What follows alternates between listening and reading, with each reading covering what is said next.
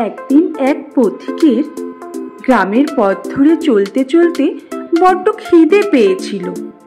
এদিক ওদিক দেখতে দেখতে চলল পথিক। দুপুর বেলা, প্রায় সব দোকানই বন্ধ। কিছুটা যেতে যেতে তার চোখে পড়ল একটা ছোট্ট দোকান। দেখে তো মিষ্টির দোকান মনে হচ্ছে। ছোট্ট একটা মিষ্টির দোকান খোলা দেখতে পেয়ে খুব খুশি হলো সে।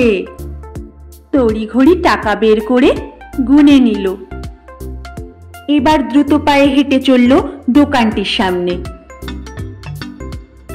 ও মা, ছোট দোকান হলে কি হবে, মিষ্টি তো থরে থরে সাজানো। জিলিপি, লাড্ডু, পান্তুয়া, কত রকম সন্দেশ। এত রকম মিষ্টি দেখতে দেখতে তার চোখে পড়ল পাটিসাপটা। সে তখন মনে মনে ভাবল, বাহ, এ তো আমার খুব পছন্দের। তার উপর অন্যান্য মিষ্টির তুলনায় এ তো আকারেও বড়। তার মানে আমি কিছুটা খেয়ে কিছুটা রেখেও দিতে পারবো। এই ভেবে 6টি পাটিসাপটা কিনে নিল। খাওয়া শুরু করলো সে, আর মনে মনে ভাবলো, আহা, এত সুস্বাদু, যেন অমৃত। পরপর পাটিসাপটাগুলো খেয়ে যেতে লাগলো, আর এক এক করে শেষ হয়ে যেতে লাগলো।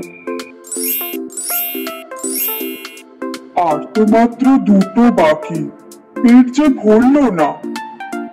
রাখবো ভেবেছিলাম, থাক, খেয়েই ফেলি। খাওয়া শেষ হতেই তার পেট তো ভরে গেল, কিন্তু মন খারাপ হয়ে গেল। ইস, এই শেষের 2টো পাটিসাপটাই আমার পেট ভরালো। আগে যদি ওই 2টো খেয়ে নিতাম, তাহলে বাকি 4টে বেঁচে যেত। তার এমনতর বোকার মতো কথা শুনে মিষ্টির দোকানদার তো হেসে কুটি পাটি।